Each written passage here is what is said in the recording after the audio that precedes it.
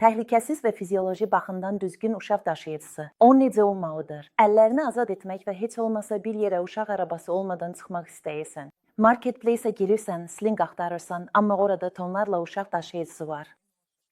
Bunlardan hansını körpən üçün istifadə etmək olar, hansını olmaz, hansısı rahatdır, hansısı yox. Bunlar təhlükəsizdirmi? Gəlin aydınlaşdıraq. Uşaq daşıyıcısının quruluşundan asılı olmayaraq təhlükəsizlik üçün bir neçə əsas tələb var. Körpə mütləq şaquli vəziyyətdə yerləşməlidir. Hamaklar, çanta daşıyıcılar, slingdə üfüqi vəziyyət. Bunların hamısı mövqe asfiksiyası, yəni boğulma riski yaradır. Xüsusilə də 4 ayına qədər olan uşaqlar üçün. Körpə yalnız valideynə tərəf üzü dönük vəziyyətdə yerləşməlidir. Üzünü dünyaya tərəf tutmağa imkan verən istənilən daşıyıcı tərəfə görə fizioloji ola bilməz. Belə daşıyıcılar kenguru adlanır. Baxmayaraq ki, onların əksəriyyətində üzərində ergol çanta yazılıb. Körpə valideynə bərk-bərk sıxılmış vəziyyətdə olmalıdır. Yalnız bu, onun bədəninə fizioloji və təhlükəsiz vəziyyət verə bilər. Və vacib olan odur ki, bu vəziyyəti sabit saxlamaq lazımdır. Hətta ümumilikdə düzgün olan bir daşıyıcı da bu qaydaya əməl olunmazsa təhlükəli ola bilər. Məsələn, əgər ergol çanta körpəni kifayət qədər özünə sıxmağa imkan vermirsə. Körpənin üzü və tənəffüs yolları mütləq şəkildə həmişə böyüyün nəzarətində olmalıdır. Kenguru tipli daşıyıcılara xas olan başaltılar, ergol çantanın başdan örtülmüş kapşonu, yəni körpəni tamamilə örtən şəkildə taxılması, eləcə də slingdə üfüqi vəziyyət, uşağın başı tamamilə parçanın içində olması. Bütün bunlar uşağın həyatı üçün təhlükəlidir. Həmçinin uşaq daşıyıcısının fizioloji olmasına dair bir neçə əsas tələb var. Yenə də uşağın mütləq valideynə tərəf üzü dönük vəziyyətdə olması vacibdir. Uşağın üzünü dünyaya çevirmək, yəni valideyndən uzaq tutmaq, onurğasına fizioloji əyilmə vermək mümkün deyil. İstehsalçı əksini iddia edə bilər və edəcək də. Uşağın üzünü dünyaya çevirmək, yəni böyüklə üz-üzə olmamaq istənilən yaşda tövsiyə olunmur. Bu vəziyyət həmçinin valideynin çanaq dibi və dayaq hərəkət sistemi üçün də zərərlidir. Ayaqların pozisiyası, yəni dizlərin daşıyıcı parça tərəfindən uşağın çanağından yuxarıda saxlanılmasıdır. Diqqətli ol, reklam materiallarında bu pozisiyanın çox vaxt əslində olmadığı, sadəcə havada çəkirlər. Yenə də uşağın valideynə sıx şəkildə yaxın tutulması vacibdir.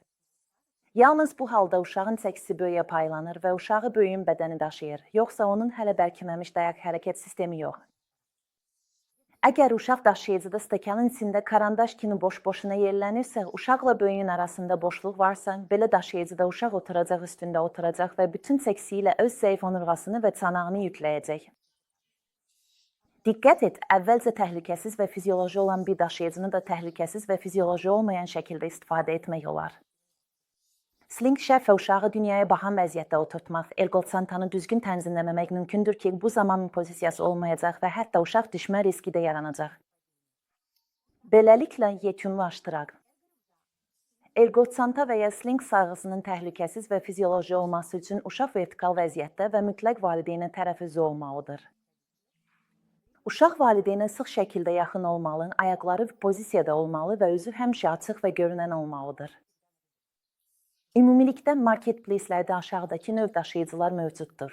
Başlayaq ondan ki, hansı məhsulları almaq qətiyyən olmaz. Birincisi, üfüqi daşıma üçün nəzərdə tutulmuş çanta daşıyıcılar, hamak tipli daşıyıcılar. Saxta slinglər. Üzərində hətta halqalı slingli yazıla bilər. Halqalar və ya daha çox hallarda plastik bağlayıcılar tikilə bilər, amma onlar öz funksiyasını yerinə yetirmir. Bunlar bir növ saxta məhsullardır. Belə daşıyıcıda körpəni fizioloji pozada yerləşdirmək və onu valideynə sıx şəkildə yaxınlaşdırmaq mümkün deyil. Kenguru tipli daşıyıcılar. Onların əsas hissəsi dardır. Körpənin dizdən dizə qədər olan hissəsini əhatə etmir. Halbuki dizdən dizə qədər olan dəstək yadındadırsa, daşıyıcıda fizioloji daşımanın əsasını təşkil edir. Və əslində bu dar əsas körpəni dünyaya üz tutmuş vəziyyətdə yerləşdirməyə imkan verir. Məhz bu məqsədlə bu kengurular hazırlanıb. Xüsusilə çox məşhur və bahalı Amerika və İsveç brendləri məhz belə daşıyıcıları istehsal edir və onları ergol çantalar adlandırırlar. Hipstlər, bərk oturacağı olan daşıyıcılardır. Bəzən çıxarıla bilən arxa dayağı da olur. Onlar da özlərini ergol çantalar adlandırırlar, amma əslində kengurulardan da daha zərərli və təhlükəlidirlər. Sling maykalar uşaqlar üçün, xüsusilə də yeni doğulmuşlar üçün təhlükəsiz deyil. Yadda saxlayırıq ki, mövqe aseksiyası riski qrupunda 4 ayına qədər olan uşaqlar var. Amma paradoks ondadır ki, məhz yeni doğulmuşlar üçün nəzərdə tutulublar. Sling maykalar məhz ona görə təhlükəlidir ki, tənzimlənmir. Namatkasız slinglər, bunlar trikotajdan hazırlanmış konstruksiyalardır. Çarpazdan bütöv arxa hissədən və belə adlanan sığortalayıcı şərfdən ibarətdir.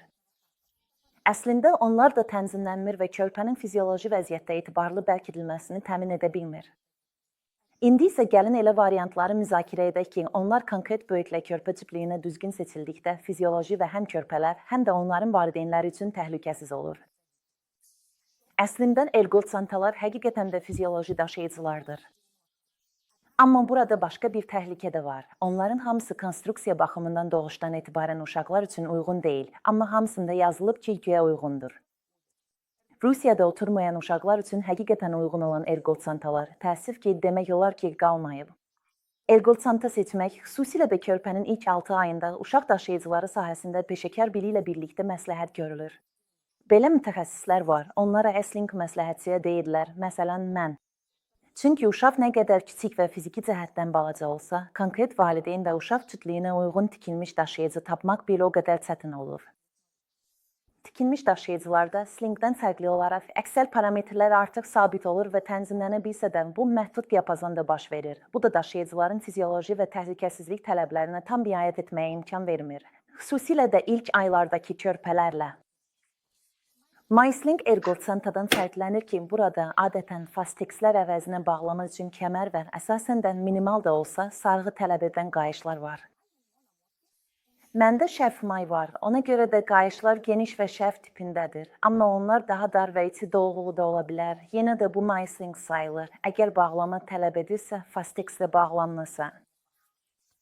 MySling həm böyüklərin, həm də uşağın ölçülərinə və proporsiyalarına uyğunlaşdırmaq baxımından daha çevikdir.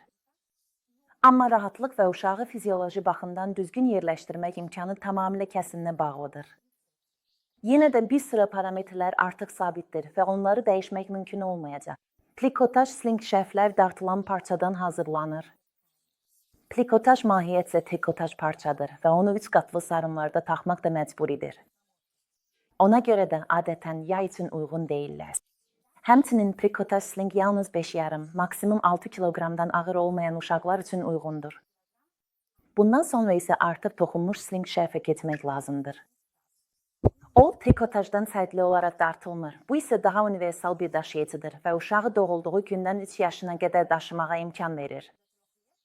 Bundan isə artıq çoxlu sayda sarğı növləri, o cümlədən arxadan sarğılar etmək mümkündür. Halqalı sling bir ucunda 2 ədəd metal halqa tikilmiş bir parçasıdır. Kənarlarında və ya slingin çiyin hissəsində bərkidici olan, quyruğu tikilmiş və ya burada olduğu kimi tökmə deyil, qaynaqla birləşdirilmiş halqalarla olan modifikasiyaları da var. Belə slinglərdən uzaq durmaq lazımdır. Təəssüf ki, onlar istifadədə rahat olmayacaq.